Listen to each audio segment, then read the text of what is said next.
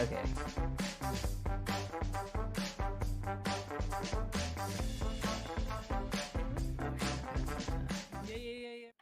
Yeah, guys. How's everything?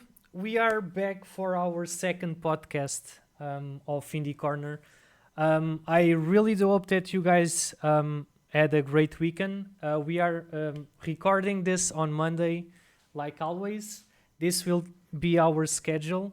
And today we have a guest called Gonçalo. Hey, Gonçalo, how are you doing? How are you? Thank you for accepting our invite to the podcast. Much appreciated by that. So yeah, Gonçalo have a project called For the Warp. Let's talk a little bit about your project. Okay.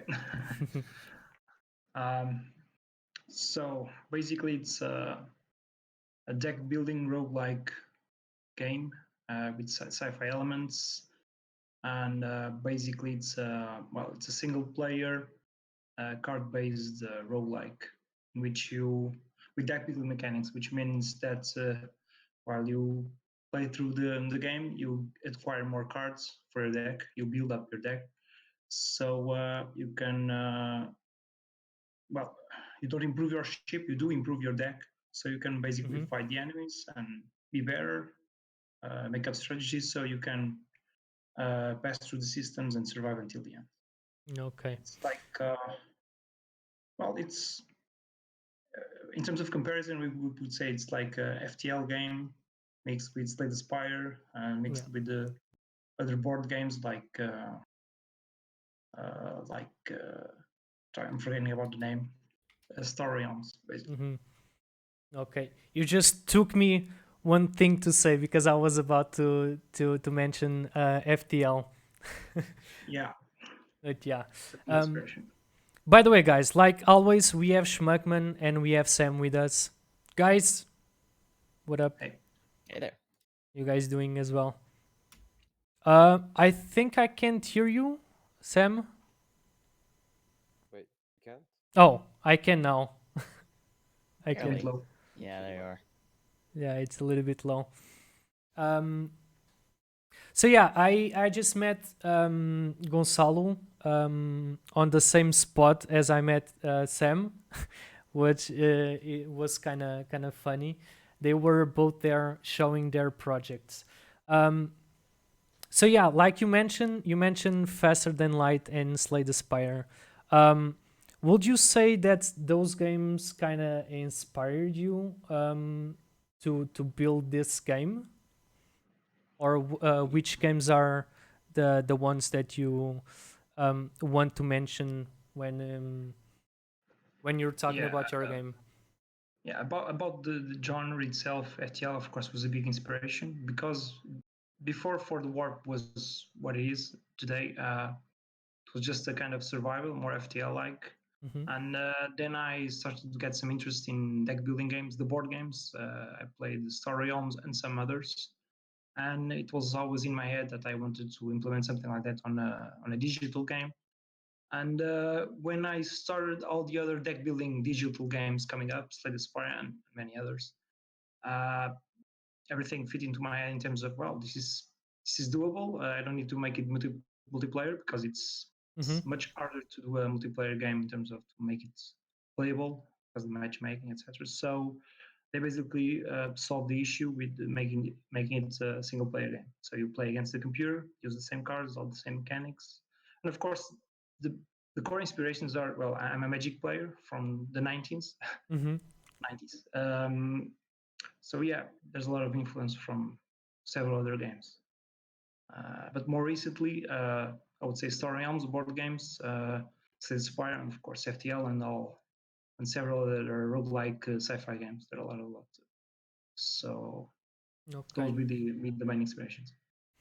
It's funny that you mention board games. Right now, there's the community has been growing in terms of board games, which is awesome. Actually, on the past weekend, I was playing a board game with my sister and my brother-in-law, And yeah, I mean, I was just having fun playing board games. It's funny that you mentioned that. Yeah. So tell me a little bit the story of the studio itself. You're working alone. You have other people's working with you. Well, I work in terms of physical. I work basically alone on the spot. um, but I don't work alone. Hmm.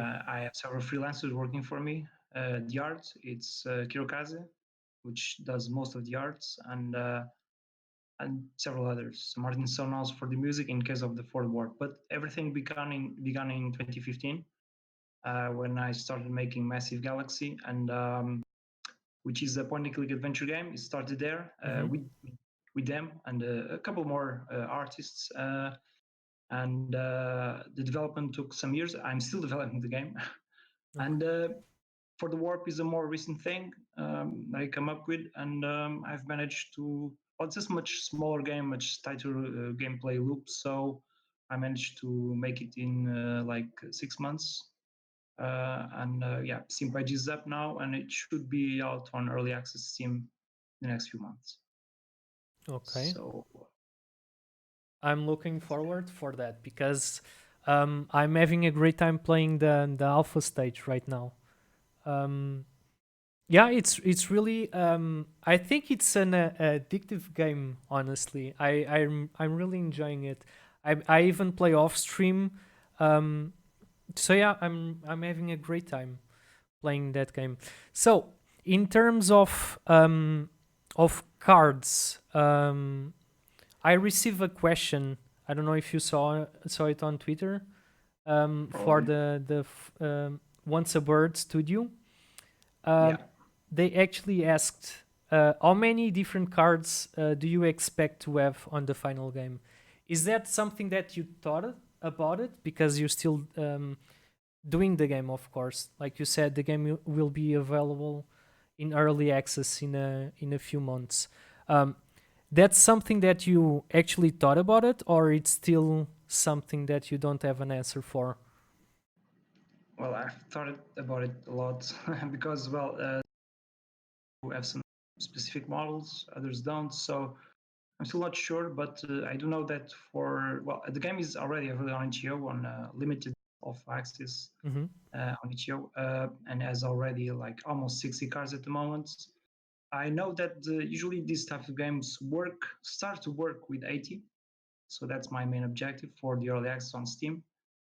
I wanted to create at least 80 cards that have enough synergies, Mm-hmm. so the gameplay is fun. But I think the objective would be 120 cards, maybe not that much than that, maybe 160. I've seen some games lose some, I don't know. uh, well, I can never go overboard in terms of numbers of cards. I want to limit. So I would say 120 would be a nice number. Mm-hmm. Yeah, but that is the plan basically. But Okay. there will be more things than just cards. There are equipments which are other types of cards, smaller numbers, maybe 20, 30, but there are ships. And I think the thing that I will add on the future is simply more ships that you can choose from with different gameplay styles. So yeah, I would say like for early access team, at least three ships, 100 cards, and 20 equipments, and 5 systems to travel. At the moment, the alpha has 3 systems, Yeah. and yeah, that's it. Okay. I I just feel uh, that games like this, you're always updating something, like a Yeah, slightly difference in terms of cards. So yeah, I have that feeling as well. So you feel like this game will never have an end in that terms because you're, oh my god, I want to add that to the game. You have that feeling, or yeah. Some games actually continue years after with expansions and stuff. I don't have much plan right now. It will depend on the success of the game or not. I don't want to keep updating it eternally, of course. But yeah, I think there's a lot of room to grow for these types of games. And the reason that I'm testing it right now on early access is each time I add a new card, I need to see how it goes, if it's overpowered or not, if it's interesting to play. So yeah, in this time of game, there's always a lot of stuff to add, change, update, etc. Yeah. So Schmugman, yesterday we were talking about the game itself, and you actually had some questions about the game, right? Yeah, I gotta find out where I left those. Sam, you as well. I was speaking with you yesterday. No, actually, it was today. Still, you were mentioning some questions, some good questions actually. I was going to ask Gonçalo. You're a little bit low, Sam. Very faint. Maybe I'll just Sounds a do bit something low. like this. Can you guys hear me better if I could do this? A little bit. Alright, hold on. Let me. Can make it higher. What about now?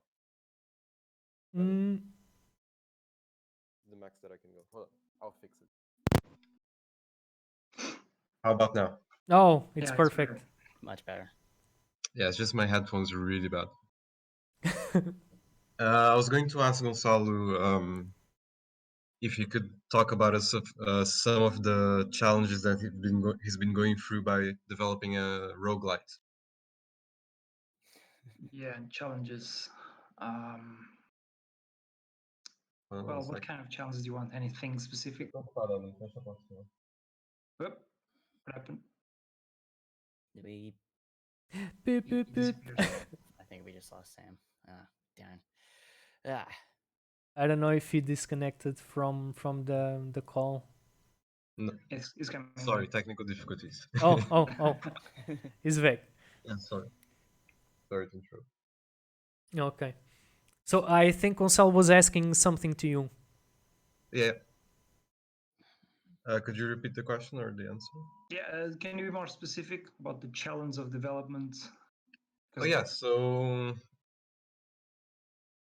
usually when people develop a roguelite, you have to come up with an interesting way to make randomly generated enemies, randomly generated areas. In your case, also probably randomly generated cards. What was the thought process behind the RNG of the game, or something along those lines that I would like to ask? Yeah, at the moment, there are no random cards. Cards are fixed. The enemies at the moment have some kind of randomness. I want to add more random the enemies. About the challenge as well, we have to look at the previous games, what they did good, what they did less well, and basically I'm trying to improve a couple of things I saw in some games. The early games of deck buildings, I think they are very static, and this game, for example, a market in which you immediately start building the deck at the start of the game, so it's always different, even from the start, which is something I saw in games like FTL, Slay the Spire, and others, which like the first 10 minutes of the game are very similar. And well, in terms of development, since I do play, and I do play, for example, even Magic, I haven't played Magic for like 15 years, and now I started to play again on Magic Arena, for example. And well, you always see something coming up, and there's always plenty of ideas moving around. And well, in terms of design, when, for example, this kind of game, I try to limit the things you can do, but you basically, I just draw the basic stats of the ships and just try to make up cards that mix up all the known stats from the ships, and I'll try to go with it. And there, I even have way more ideas than at the moment I've planned out, and basically I'm just trying to save those ideas for a bit later on the process, because well, I don't think you can just, when you get motivated and start designing game, I don't think just stop. Your mind just keeps going in terms of design. But yeah, I think that's it. Yeah, that's awesome. Thank you. Yeah, the thought process about something like I was talking about, your mind is always thinking about something new. It's that good or it's that bad. Actually, yesterday I was trying to sleep and I was thinking about questions to put out on the podcast, and I couldn't sleep. It was like 3 a.m. and I was still awake. So yeah, precisely. It's the sometimes same it's thing. sometimes it's Sometimes very I'm trying to sleep and design a game. Yeah. you have to put your idea on paper because you can't sleep Yeah. because of that. Yeah, I know the Yeah. feeling. So, are you actually considering about releasing the game on other platforms or just PC?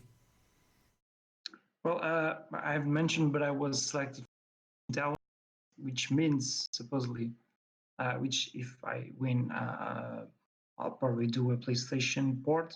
Mm-hmm. But in terms of plans, in terms of what markets tells us, in terms of these games, of these kind of deck building games, Switch would be the preferable platform in terms of Mm-hmm. consoles. While the main market is PC, that's without a doubt PC. It will sell a lot more on PC than probably the other platforms, but the first that comes to mind would be Switch. But everything's on the table at the moment.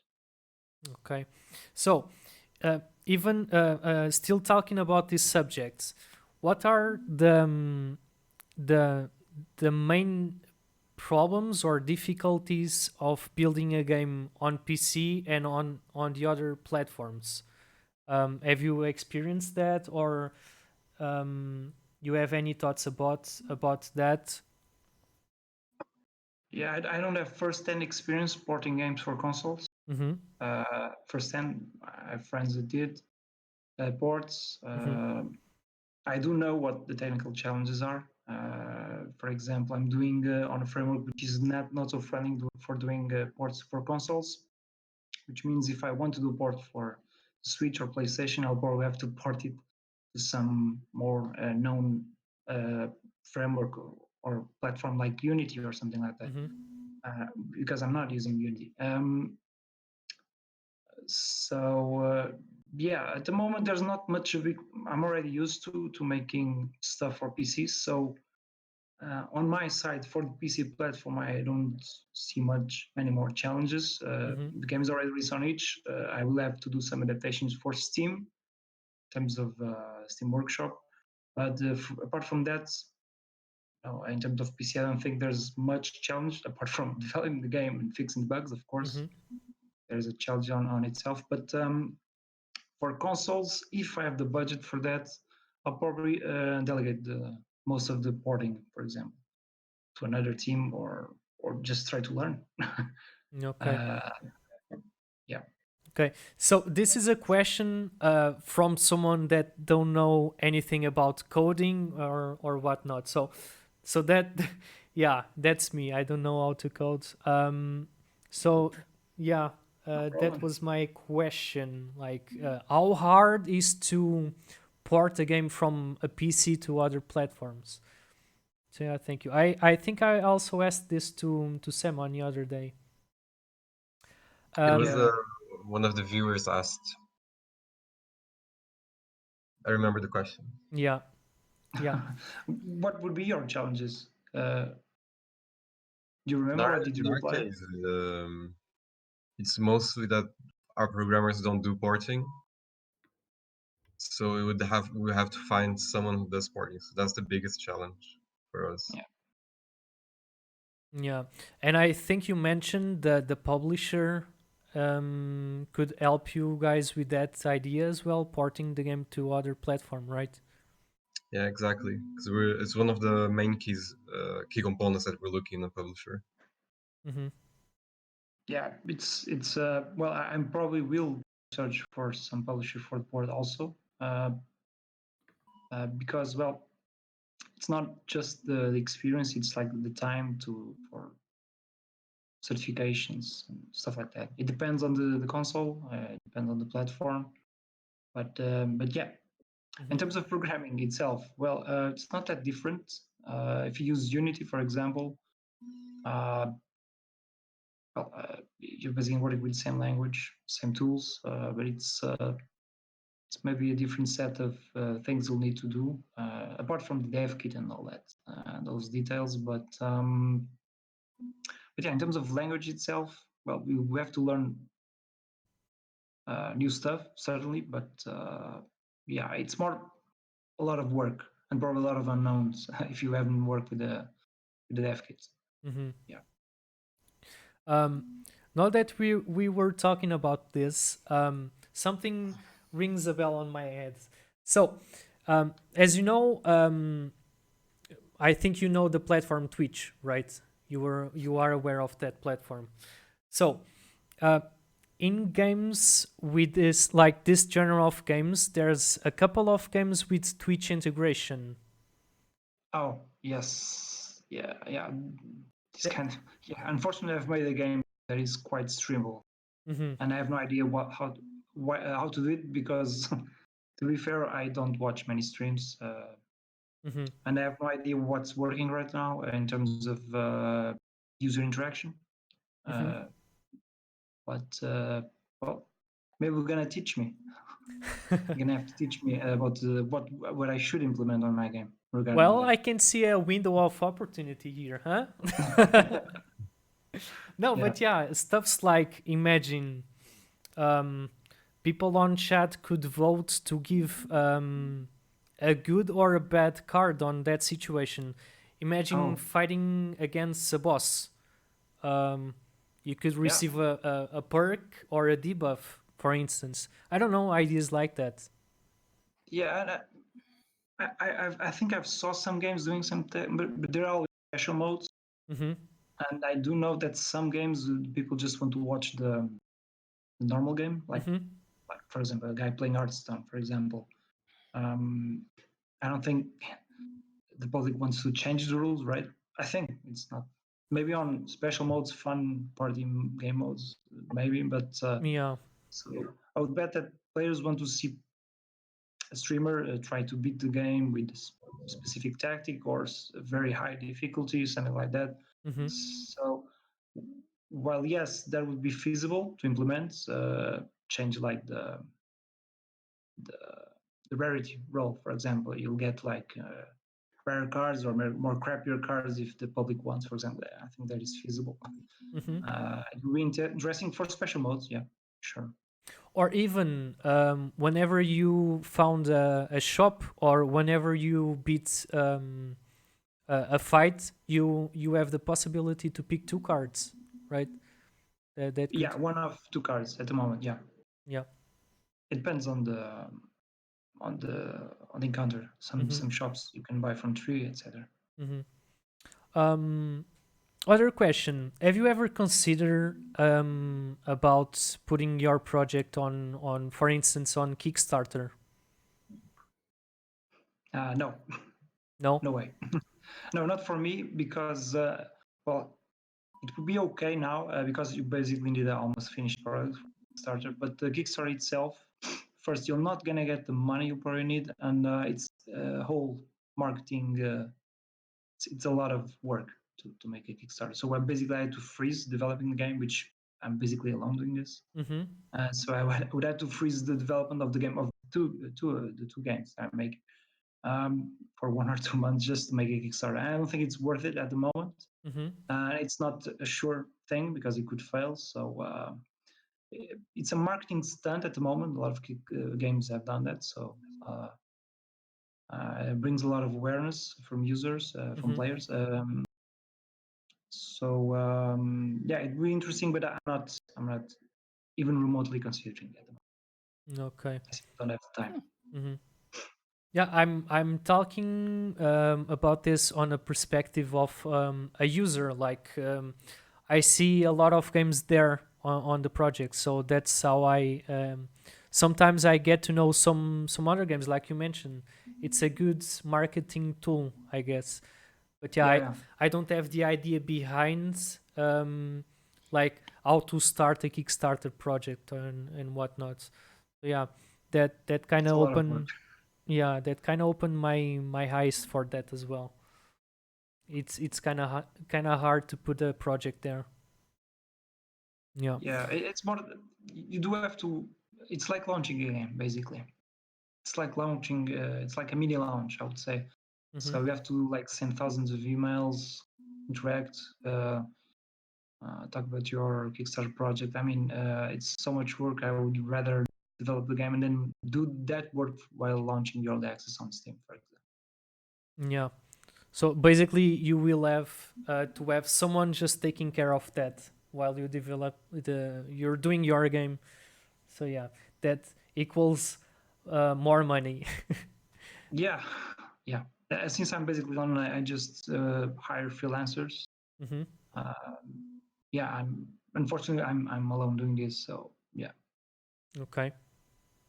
So you're saying that you are only working on your game right now, or do you also have other work and doing your game as well? So you have two separate works, or you only have the day job of doing the game? Yeah, no, at the moment I'm working full time on the games, both the games. At the moment I'm a bit more focused on Fort War because of the launch is closer. I've delayed Massive Galaxy. Yeah, unfortunately, I savings at the moment. I'm not backed by publisher, just Hmm. my own money. So I should hold up like until the release of Fort War. It should be enough. Okay. But yeah, during these last years, the Massive Galaxy basically work full time or part time as a developer, as a programmer, basically Hmm. doing work not game related mostly. Yeah. So tell me, whenever you reach home, you have time or power to play video games, or you're just so tired from your computer that you can't just play a game whenever you reach home after work? I have a big capacity to play games. I would Yeah.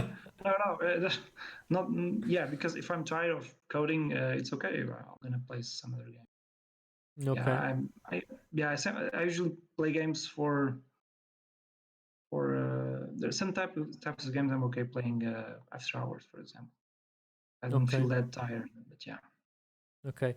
Because some people spend 8 hours working on the computer. Whenever they reach home, they just want to do something else other than Yeah, it's just, understandable. yeah, sitting on the Well, yeah, PC. it happens when I work full time for other companies. That happened a lot because you get really tired. But I didn't felt like developing a game as much. Mm-hmm. But still, Okay. And like you mentioned, sometimes you're at home and you remember something and you go and have a little bit of code, right? yeah. So it feels like you're don't leave your work on your workplace, because you can also do that on at home. Well, I don't literally because my studio is actually on my home, just Oh, on the attic. I was about to ask, So I does don't. work follow you home or do you live with it? I live with it. It's terrible. I'm joking. so but Yeah, but what? I do leave the house. So as I work one day, I go to Lisbon and work Mhm. with some friends, even colleagues, other game developers, and yeah, that's how I get out of the house. Yeah, that's awesome. Sharing ideas. Sharing is Yeah. caring. Shmaki, tell me your questions that we were talking about yesterday. Well, the one I was just wondering is, okay, what have you been playing on your downtime lately? Yeah, I got one big game that way too much time. Uh, it's Apex Legends basically. Yeah, I play a lot of that, and I do play Arena, and not as much I played, but just casual play Arena sometimes. Mm-hmm. Now regarding the other games, those are basically the games that I do play more. But I play a lot of games. I got like a giant backlog of Steam games. But I do play games like games from the same genre, even board games. Mm-hmm. Um, well, I don't know. Tell me I'm not about even. tell me about having a huge backlog. I also have that. Yeah. There's Yes. there's no time for everything. It's Yeah. For example, consoles, I barely played any last few, basically. Oh, really? Well, Mm. Yeah, I've got a Oh. Switch. I haven't played the Zelda. oh, but you have Breath of the to. Wild. I mean, which one? good. Breath Yeah, of the Wild? it's sorry, Which one?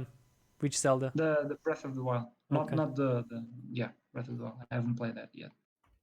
Okay. Link's Awakening. It's really good. And yeah. I played the original one on the Game Boy, but yeah, Yeah, Breath of the Wild is also on the backlog. it's a good game. You definitely have to. Yeah. Just So make sure you got time, because that will take all your time. yeah, Probably. a couple of hours indeed. So I sunk hundreds of hours into it. Yeah, and some games I'm waiting for them to be the the cowboy game from GTA, Um, the Rockstar, Red Dead yeah, Red Dead Redemption. Redemption 2. Yeah, but yeah, I haven't found the time to play. it I really want to. it's hard for me to start a game just like those right now. Like those are RPGs that takes a lot of time from your life, and I don't have the time right now because uh, I have tons of games to review, so I can't just stay Oh, with yeah. keep with one game. It's hard for me. So I have a question here from our friend Samusim about the game itself. So it goes like this: what happens with the cards if you play them or discard them for cards effects, or if they are unspent at the end of the turn? Do they go into a discard pile, get shuffled into the deck immediately, or do they get removed from the remaining of that counter? Yeah, I think I don't explain that from the game, unfortunately. There's some set of basic rules, but basically all the cards you use are put back on the deck and are shuffled at the end of the turn, always. So there's no discard pile, just deck. You draw 5 cards, you use them, they all get back to the deck and shuffled on the next turn. I simplify that part. No Okay. discard decks. Okay, because I was playing yesterday, and there's a couple of cards that cost you 0 energy, Yeah, and I was never it's a using bug. them because I was like, I had this idea on the back of my mind. If I use this, probably I can't use this same card because it's already Yeah, on. no. Okay. You can even get on the second. But yeah, it's well. There's actually a bug that I saw on your gameplay like a couple days ago, on Mm-hmm. your first gameplay Mm-hmm. yesterday, 2 days ago. Uh, I'm not sure. 2 days ago. Uh, Yeah. yeah, and I saw that one card that you used that cost disappeared. It stayed on your hand. It's actually a bug. So, but yeah, if you use a card, it gets shuffled, and you can even draw it on the next turn. Okay. That's why it's so important to remove cards from the deck to increase your chances, because you're not guaranteed to get all the cards from the deck. If you have a discard pile, you do get that. So I've changed the rules a bit because Okay. I think most of the deck building games do have a discard pile. Okay, that is interesting. So yeah, I had that idea on the back of my mind, and actually, Sam was saying to me, "Oh my God, your playthrough! I'm so sad you never used that 0 energy cost cards. Why?" And I was like, "Well, maybe I can't use on the next uh, time because they are on the discard pile." And yeah, well, that we figured that will not happen. Awesome. Yeah, I'm gonna have to add some basic rules on the main menu. Yeah. Okay. So yeah, If you have more questions about the rules, just go for it because I don't explain the rules that much on the game. okay. I mean, I guess for now that's the only rule that I was thinking about it. Um, But if I ever come up with any question, I will hit you up on Twitter for sure. I can just tell one quick rule. A lot of people asked about it on the during events, which is the hand size. You can only have 5 cards. Draw more than 5, all the cards get discarded. So it's just one thing people didn't know. Okay. So max hand size is just 5. So there's no crazy mechanism which you buy like 10, 20 cards like that. Okay. So Sam is saying some sort of introduction play or so. If you can give some inside infos about the I don't know, introduction a little bit, the gameplays, the mechanics. We already talk about this, but Yeah, there's one mechanic that is very important. For example, to actually beat the boss, the first boss, it's gonna be a lot safer to beat the first boss. It's actually to use the cards that do disable or change the intent, which means that they can disable what the enemy will do next turn or change it. There are like 3 or 4 cards that you can use that do those side effects, and it's very important to on the first system or second system to actually have one of those on the deck, which will help you a lot on at least on the boss critical hits. So I would say that apart from that, just okay. So it happened to me on my playthrough that that big ship with I don't know 700 HP. yeah, now I remember. Yeah. You actually weren't looking. Yeah, exactly. Yeah, I was pretty. I was pretty looking at it and let's see how what it says when it happens, and you. Sorry. Yeah, So I was basically, looking. So I can tell what happened. Basically, the ship, you have to survive just 2 turns. It's impossible to kill that ship. So it's part of the supposedly the story forward. So you have to survive like 7 turns or something like that. And when those turns pass, the ship says you are worthy of the void and just teleports out, and you win. So that's it. Okay. Okay. Interesting. Yeah, I was Yeah, super like down because how can I beat that? Yeah, you cannot beat. 700. That's the thing. Yeah. Okay, that's interesting Yeah, approach. I'm hoping to implement more stuff like that, more space monsters. They're not monsters, but I call them space monsters because it's like different encounters with the different strategies or just impossible fights which you have to run away from one way or the other. And yeah, that's one just a timed combat. Okay. Now that you mentioned monsters, I saw that a couple of the design of the ships itself. There's one in specific that looks like a rhino. Yeah, it's That cool. that green one. So the aesthetic of the ship was just I don't know, done randomly, or you had some base ideas that wanted to implement to the space ships No, itself. it's very specific. It's from the Volman species, which they have 2 ships from the Volman, and they all look like insects, basically. Okay. It's not. It would be not a rhinoceros, but the insect. I'm forgetting the name of the insect, which look like I think I know. Okay. the beetle. It's like a dung beetle. I'm not sure about the name of the insect. Yeah, I'm not But yeah, sure the name, but yeah, I can picture. rhino beetle.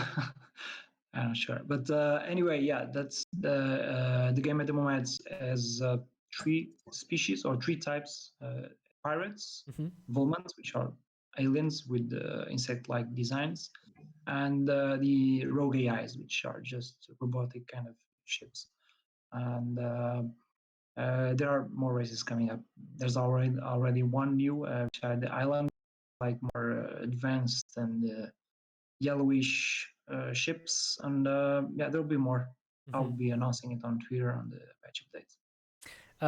So there's any lore behind, or there's any story in specific, or it's just a a roguelike game with few ideas in between? It's a good question because it's all the answers you have said. It's set on the same universe as Massive, my Mm-hmm. my other game, which is story intense, story heavy, I would say. Mm-hmm. And this one is set on the same universe. It's same species. You'll encounter some species, but the story itself on the game, there's not much story in terms of what you are doing. The story is very simple. Just There's just a pirate or a smuggler. You got some very rare item on a very dangerous location, and you want to get back to the pan-human system. So um, I'm still trying to come up with an interesting story about what you're doing, but Mm-hmm. the universe itself has a lot of story, and I'm still thinking of ways to show that story. Okay. Okay, that sounds good. Um, so if you want to talk a little bit about your other game, Massive Galaxy, since you mentioned a couple of stuffs, I've seen a little bit. It is a point and click game, right? Yeah, I mix point and click mixed with the space trading game. Yeah. Okay, that sounds interesting. Um, I don't know if you want to talk a little bit more, or if you just want to keep with for the warp. Yeah, but I could talk quickly. It's been developing for 4 years now. I've delayed it yet again. I think the game was scheduled initially to be released on 2018, so it's I been think a long that's the time. link. Mm, Sorry? Yeah, I posted a link to Massive Galaxy on Steam in the chat. oh yeah. Yeah, it's on Steam for some time, the Steam page. Yeah, it's basically story, a branching story where you're just a trader, a space trader, and well, I don't want to spoil really the story, but it plays like a point-and-click adventure, which is a point-and-click adventure basically. But you have the option to stop playing out the story and just explore the systems, trade items with your ship, and that's it. And it's a lot of systems and planets, and it's pixel art, hand-drawn pixel art. So nothing is. It's like the opposite of this game. It's nothing is randomly generated, and what else? And that's it. Yeah, check it out, Massive Galaxy on Twitter or even on Steam. It's not on sale yet. Just the page is up. You can Yeah. wishlist it. I saw it already. Both games, I really they are very appealing to me. I really like pixel art graphics, so they are both on my eyes. Thanks. Schmuckman, you have any more questions? Actually, yeah, I'm looking at Massive Galaxy on Steam over here. Mm-hmm. I'm kind of wondering, did you play any of the old Space Quest games or King's Quest? Because Yeah, of course. I got some kind of, okay, this might have drawn inspiration. Yeah, actually, more not Sierra games, more LucasArts. But yeah, Space Quest, of course, it's a big inspiration. Even for the kind of puzzles I'm using, on I think the main inspiration would be like the Indiana Jones and the Fate of Atlantis. They have the Tentacle games and other games. For example, the game has more looks like flashback, which is on purpose. It's like a point-and-click adventure with the kind of side-scrolling like flashback, but it's not a platformer. So I try to mix up some elements, cyberpunk elements, and other stuff. But yeah, the inspiration comes a lot from 99 point-and-click adventure games. Yeah, and some exploration games like Elite and things I like to play back then. And I think the genres could mix in some ways. So that's what I'm trying to do with Massive Galaxy. No, that sounds awesome. And I also do see here, where was it? Undertake routine missions or embark on ethically questionable jobs for a quick buck. So you are giving the player the option to be not entirely a good guy. Yeah, yeah. Basically, you have the main story, which you don't do.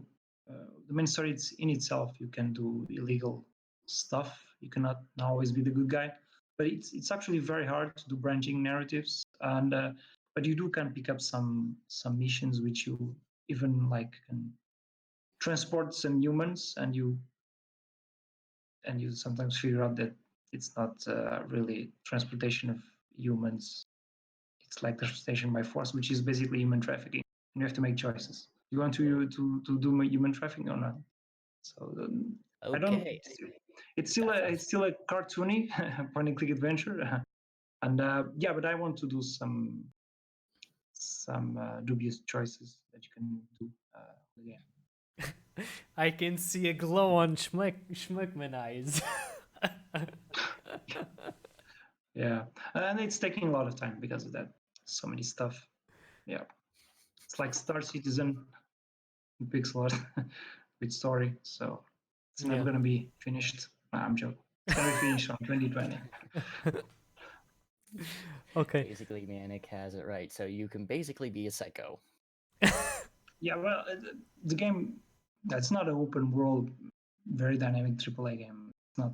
There's not that much options in terms of that. Yeah, the stories are all defined. There's no random stuff.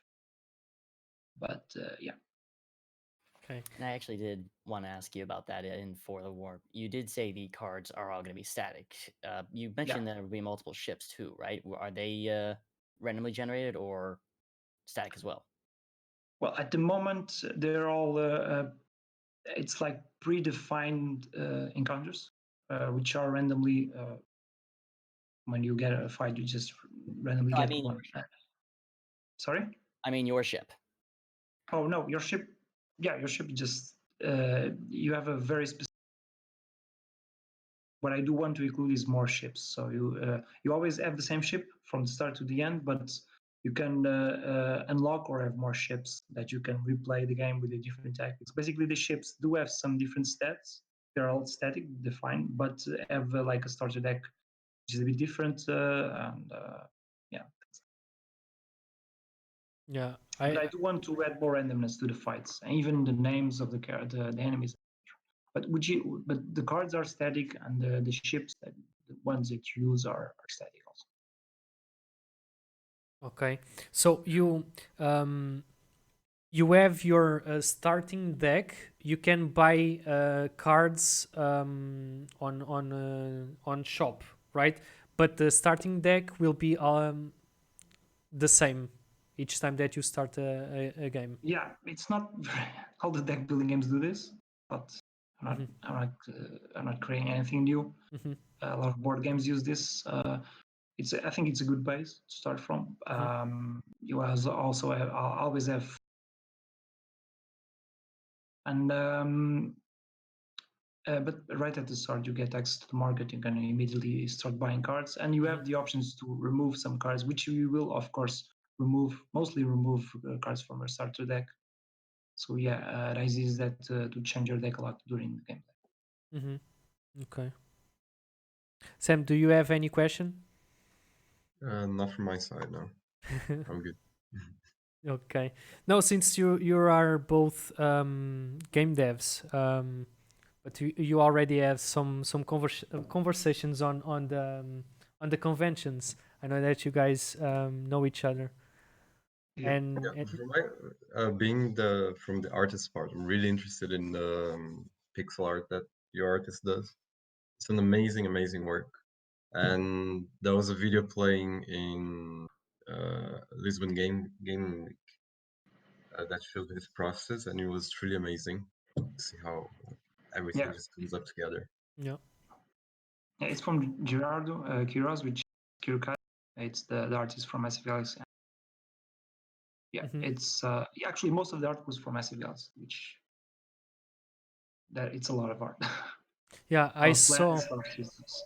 I saw also the video, the For the Warp, let's call it wallpaper. The promo art, yeah. Yeah, I saw that. That's awesome. Thank you, Manic, for the links. We are already sharing the links on the chat. You guys can see it. So yeah. Oh, by the way, since we are close to the game of the year, I already asked Schmugman and Sam this question, but you saw the list. You have any idea, or you have any preferred game to earn that prize this year, or not really? Shall we talk about Death Stranding? Do you like Death Stranding? The question is for me. Yeah. I've told you I haven't played many console games, so yeah, that's what I'm saying. Mm-hmm. So it's 2020 game. Yeah. I mean, the list it's quite odd for me this year, so I'm super divided. Yeah, but you're talking about the list for the event, right? Sorry, you're cutting. Second. Well, you're talking about the list. Which list of games? The game of the year. The you have a list. The awards game. I don't remember the. The Game Awards. Yeah, exactly. So the list is. I guess right now it's a little bit shorter. I'm trying to look here. Yeah, but it's Control, Death Stranding, Resident Evil 2, the remake, Sekiro, the Outer Worlds, and Super Smash. Those were the lists. Yeah. I don't know. That's the problem. That's the problem with that list, isn't it? Yeah, unfortunately, I haven't played basically anything of this. I've played Smash on Wii U more than I haven't for Switch. And yeah, I'm trying to see lists. So yeah, I guess haven't the played- list is shorter right now. Yeah, I don't know why. I think there were more games here, but maybe not. Yeah. Yeah, it's the categories. Game of the year, Mm-hmm. action game. Yeah, I'll play some of this, but not the game of the year. I haven't played any, except the Smash, which I played the Wii U version. Mm-hmm. It's basically the same game, but yeah, I couldn't vote anything. But I heard good things about Death Stranding, and Control. I'll probably vote Control. I think it's more my type of game. But I'm a big fan of Kojima, but before the Metal Gear Solid games. Yes, that's possible. Yeah. So yeah, maybe I will like that game a lot. Who knows? Yeah, I'm still unsure about Death Stranding, to be honest. I think Looking at that list, I am surprised Mortal Kombat 11 is not on it. But the thing is, I haven't played 11. Is it that big of a change from the last one? Well, to be honest, I haven't played the previous one, so I can't really answer 100% to that one. I do know that there's an improvement in terms of graphics, and gameplay wise. For me, right now, it's one of the best fighting games. I can be saying something very wrong to some of you guys, but for me it is. Yeah, but I can't compare between the Mortal Kombat 10 and Mortal Kombat 11. Unfortunately, I haven't played the previous one. So yeah, but there's a couple of games missing, and I'm pretty sure that it's the release date. For instance, the new Star Wars, Pokemon, those are not on the list, and I believe that it's because of the release time. The release date, it was after they put the names on the list. Okay. Yeah. Yeah. I guess so. I've heard good Yes, and I things think about we're Star Wars, beach but I haven't market. played all. Yeah. Well, that I can talk about. I still haven't finished, but it's imagine this: an Uncharted mixed with Souls-like game. It's a mix between those two genres. By the way, I did beat Dark Souls Sunday. Nice. What Dark Souls? First one? Yeah. Yeah. I haven't beat any of them. No, I Played can't. Yeah, but I like the second one, I think, the most. Mhm. I have actually a funny story about Dark Souls. So it goes like this. A friend of mine was always saying to me, "Buy Dark Souls 3 so we can play together." And I was like, "Okay, I give it a try." I bought it. I tried to beat the first boss fight, and I died 15 times. And I remember just turning off my computer and say, "No, this is not for me." So I refunded the game because Steam has that Oh. option to refund the game.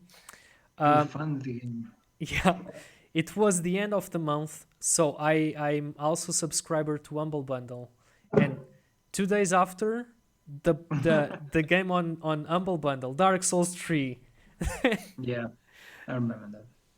and I'm like, okay, maybe this is a sign, or no. I can't. Yeah, I it's a can't really tell. hard game. Actually, I've been playing a game like a Souls-like game, The Cave Logs, which is a Portuguese game. Mm-hmm. I've been playing on the Switch, and yeah, I'm enjoying it now a lot more than when I started the game. Mm-hmm. But yeah, it feels a lot like Souls. Yeah, Decay of Logos. It's. I think it's even harder because they don't tell you where to go. It's pretty Yeah. much explore the map and Yeah. do whatever you want I to do. found that weird, but yeah, I'm still trying to get accustomed to that. Mm-hmm. Okay. Schmuckman, Sam, do you guys have any other questions? I have a question. Is Zealot a soul? Is what do you want to do with Zealot regarding the Souls like or something else? Is gonna be a hard game? Yeah, we want it to be challenging, but not too challenging that casual players can't play it. We don't want to have a Cuphead uh, Yeah. experience again. But we still wanted to make it as hard as we can without having, handicapping other people. We are trying to find a way to do that with different play styles where you can choose a weapon that, it's a little bit cheesier. And if you want to go through the cheesy route, you can choose cheesy route without hindering the gameplay experience and stuff like that. Ah, okay. Sounds awesome. I So wanted to make it harder, but we gotta level up. Yeah, actually, I want to add an accessibility mode for the warp, which is called unroguelike. Basically, you can just start again at the start of the system when you die. So removing permadeath. It's just a mode. I think it would be interesting to add. okay, Sounds like a good idea. just like checkpoints, right? Yeah, something like that. Sounds like it. Yeah. Okay, that's interesting. Yeah, for the first It starters. wouldn't unlock anything. It wouldn't unlock anything. No achievements. With games, yeah, you Yeah. could just experience the whole game without the soul crushing parts. Yeah. Mm-hmm. Yeah, that's like for first starters that never experience anything like a deck building roguelike game. Yeah, that seems a good idea. Of course, they will have to turn to man modes, to the roguelike way of playing that game. Yeah. But yeah, those were my questions, Gonçalo. I think we have we covered pretty much everything in terms of for the warp. We also talk a little bit of Massive Galaxy. You guys can check Gonçalo and those two games on Twitter. The links will be on the description as well. So yeah, I just have to say thank you, Gonçalo, for this hour of talking with us. It was a pleasure. Me too. Thanks. Thank you so much for being part of this. And you, Schmuckman and Sam, thank you once again for being part of this on the second podcast. No problem. Glad to be Sorry here. for being a little bit too quiet. I was just working on textures and stuff. No, it's okay, it's okay. It's a little bit busy. So yeah, guys, that's the end of episode 2 of our podcast. I really do that. I really do hope that you guys had a great time here with us, and we will be here next week. So pay attention to Twitter, to Facebook as well. I will be posting everything. So yeah, bye bye.